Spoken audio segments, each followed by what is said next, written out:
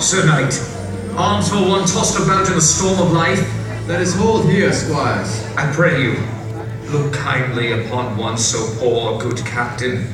A crust of bread, or perhaps a coin, Sir Knight, so that I might feed my poor family. Let us away, my lord. The road has become clogged with such scoundrels as these, seeking to remedy their laziness and sloth with handouts from those who earn an honest day's pay. Get you gone, wretch! Your words are rash, squire, and too quick to the mark. For who is to know the paths that have led this man here? Tell me, good fellow, from where do you hail? A small village, your grace, of no consequence, a half-day's walk from this very road. The harvest was small, the winter a cruel one, and my children go hungry. I ask only for them, brave knight. My lord, night settles all around us, and the road ahead is long. Let us leave this peasant to his begging and make haste for Castle Donofrio. It is true, young man. I am a peasant, and yet I have not always been so. For who has not been brought to circumstance at some time or another that requires us to set aside our pride and to seek food, shelter, or friendship from strangers? Friendship. Silence! Have you not been taught the lesson of understanding? Of compassion? Charity is a duty of a knight, and it is by our charity to others that we are measured, and through our kindness and understanding that we will one day be remembered. Now we carry no food, but here, take these coins and use them to provide for your family. You are kind, Sir Knight, and my thanks are with you. Forgive me. You are unwell, and have no shield against the cold. Here, good fellow, take my cloak. No, your grace. Let him have mine. For I have been without pity, and in that moment lost touch with charity and understanding for those less fortunate than myself. It is well done, squire.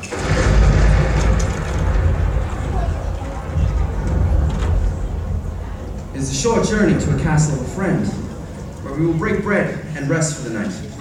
Journey with us, and a place will be made for you. Ah, good. Let us away.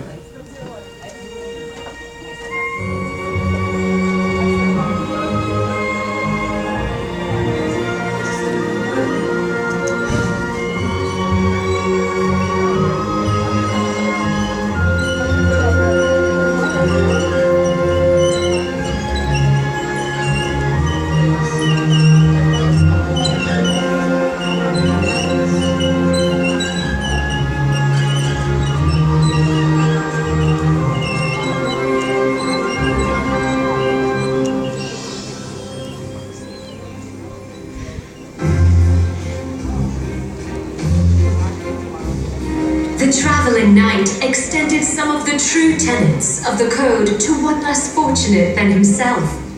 Which elements of the code did he extend? A. A crust of bread and some coins. B. A cloak against the cold. C. Understanding, generosity, and charity. Or D. Free advice.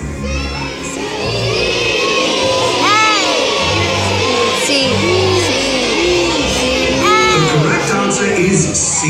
With understanding and sympathizing with the plight of the man he encountered on the road, the knight put chivalry into action with his understanding and his charity.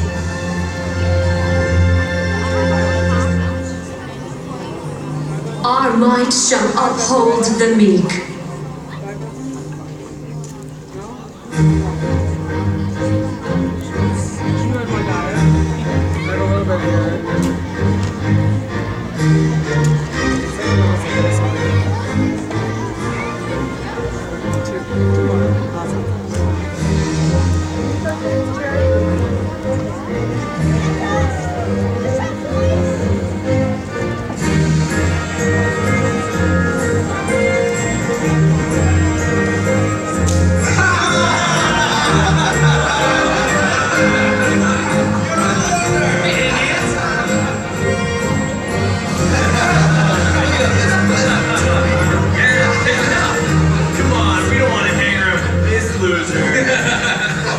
What happens here, squires?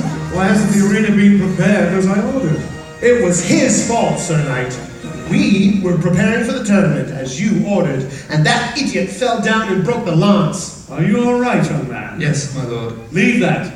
How did this happen? I was tripped from behind, my lord, and fell, breaking the lance. That's a lie. He can't do anything. Just look at him. He'll never fit in with us. To accuse someone who is in training to become a knight and one day to take the oath, to say that they are lying, that is a serious accusation. As for him being different, we are all different. Young man, go to the armory, fetch another lance to replace his. As for the rest of you, clean us up. But, my lord, we didn't make the mess. Why should we be the ones who have to clean it up? Do as you are told, and without further talk, for I suspect some injustice has been done here.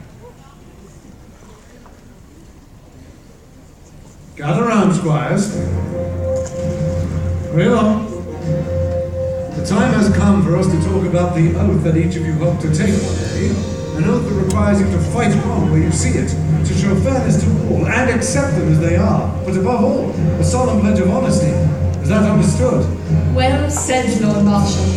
I ask you, young squires, which of you have never made a mistake, or allowed wrong to be committed without speaking up? And yet, when we allow the weak to suffer at the hands of the strong, then we fail in our oath of fairness to others, and so we fail in another part of our oath, and that is that we dare to do right, that we've forgotten that true citizenship and harmony lie in our decision to not join in when others are mocked or bullied. and that a refusal in taking part of bullying those who seem different than ourselves will allow us all to embrace which makes us unique, and to not fear it. One day, if you pass the test of knighthood, you will encounter many people unlike yourselves. People who will look to you for strength, for protection from attack or ridicule, and fairness in your dealings with them. Now, the lessons held within our code fresh in your minds, tell me again, what happened here? It was I, my lord. And for my role in it, I am ashamed.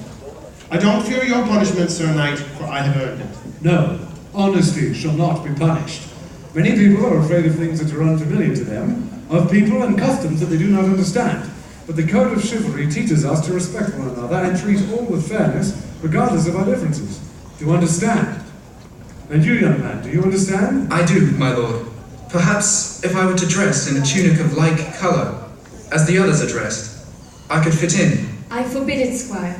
The code of chivalry requires that we practice understanding our differences and accept each man or woman as unique, including the clothes they wear. Instead, let them don these garments, my lord, each unique.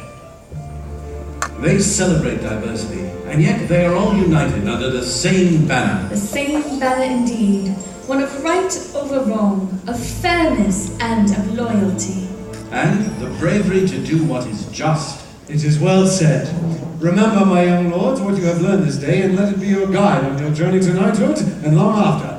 Now, see that the arena is prepared and retire.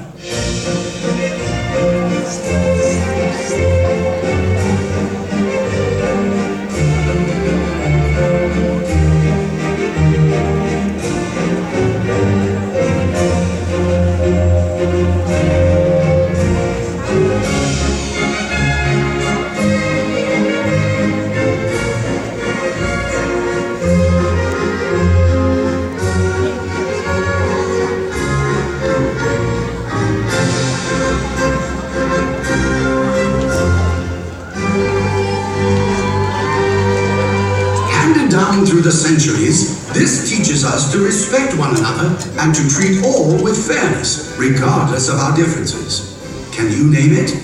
Is it A, the Knight's Code, B, the Way of the Sword, C, the Code of Chivalry, or D, the Canterbury Tales?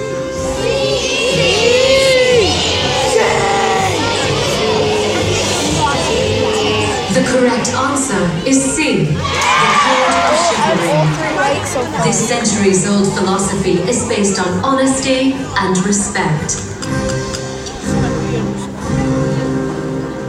Here's another. Which of the following do you think would not be part of the Code of Chivalry? A, making fun of the way someone is dressed. B, helping a classmate with an assignment that they don't understand. C. Taking responsibility for something wrong that you have done. Or D. Accept and welcome people from other cultures and backgrounds.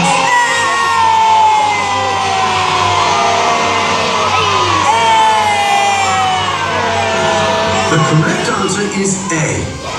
Making fun of others is a form of bullying. Whether you do it at school or on the internet, bullying is wrong and goes against the code of chivalry and good citizenship.